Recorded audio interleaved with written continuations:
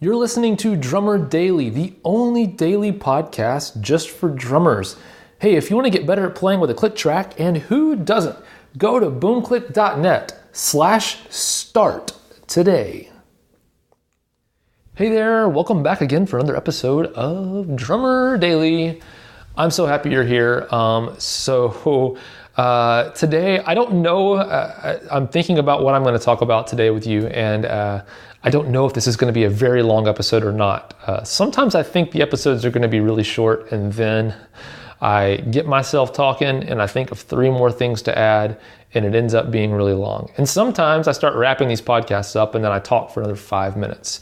I'm very well aware of that. Maybe you've caught on to that.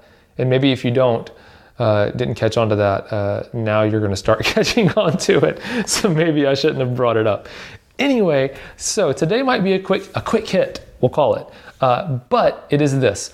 I have through my years, I was in band for a long time when I was in high school, even in middle school, actually in elementary school I was in band. So I started learning to read music pretty early on, and definitely, in marching band and things in high school, definitely had to read sheet music, I think in college I was in the commercial music ensemble, which was an interesting thing. That's kind of sounds like a Nashville thing, like having a commercial music ensemble. It's like basically it's like you go to school and it's like an elective kind of thing. You get to pretend to be in a pro band, which is kind of cool actually. It's a Nashville thing. Anyway, we did read some sheet music there as well, and so a lot of sheet music in my past. And so there was a time, I'm trying to think when it was. There was a time when I was touring, when I first started touring full time. And at the same time, I was playing drums at church when I was home. And sometimes, I would get in on a Saturday night and I'd get up on a Sunday morning and go play at church. And so I had no time, or I didn't make the time maybe, to listen to any of the songs, and didn't know any of the songs until I got to church, to play. And so that for me at the time necessitated that I'd start writing charts. And so I wrote my own kind of version of charts. So I've seen recently a few other guys post pictures of their charts, and it's actually very similar to what I did. It's kind of like a hybrid, like it might be a couple of written out notes, like 8s on the high, like verse 1, 8s on hi-hat closed, and then I would write the kick and snare patterns with music notes, but just real freehand, nothing really nice, but I quickly see what it was and remind me of what it was. And then other times I'd write out full patterns. And for a while, that basically, saved my bacon, so to speak. It kept me from completely messing up, a Sunday morning and ruining it for everybody else. Then I took a break from touring and was home all the time. And I found myself, I'd listen to the songs, but I'd listen to the songs over and over again just to write the charts out. And then I'd get to church, or sometimes it would be for gigs, and I would have all these charts, and I'd have them over next to me, on a music stand, and I would read the charts and things would be fine. But what I realized, a long story short, is that over time I kept reading those charts, even when I was spending all this time learning, going through the songs and writing the charts. By the time I finished writing the charts, I had memorized the song anyway. But if I had the chart at a gig, I would just stare at the chart the whole time. It's like you can't help it. If you have a safety net next to you, you're going to use it.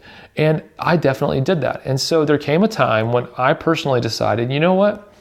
I'm not going to use charts anymore, because I just stare at them and I'm not aware of what's going on around me. And definitely when I play in church, trying to be sensitive to the dynamics and make sure that the worship leader doesn't want me to change what I'm playing this way or that way. Or we're going to change something on the fly. If I have my head buried in a chart, I have no way of knowing that. Or, I make dynamic decisions as a drummer sometimes. If there's a part that's supposed to get really, really big and huge, but I look out and no one is, in the congregation, no one is there, and they don't, I know that if you're going for studio drumming or something else, this may not apply to you. So I apologize if you don't do much improvisation with your set. But I look out in the congregation and I'd say people aren't really there so to speak, in this song. So I'm not going to, blast them with a big, huge, giant chorus. Now, of course, I have, the arrangement, the kind of the way we do things at my church is we have that freedom to do that. But I know everyone doesn't have that.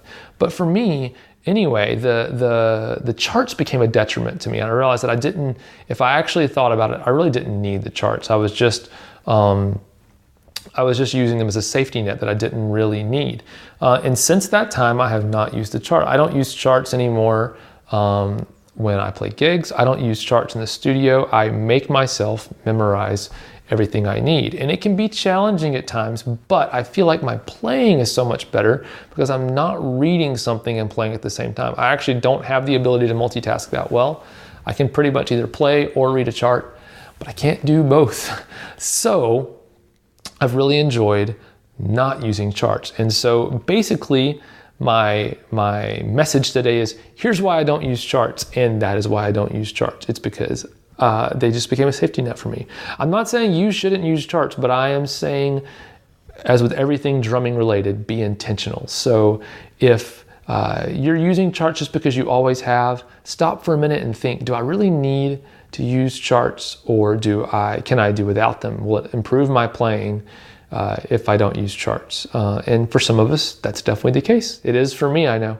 All right, so this is a little short of an episode, but I am so glad you joined me, and I look forward to talking to you again next time.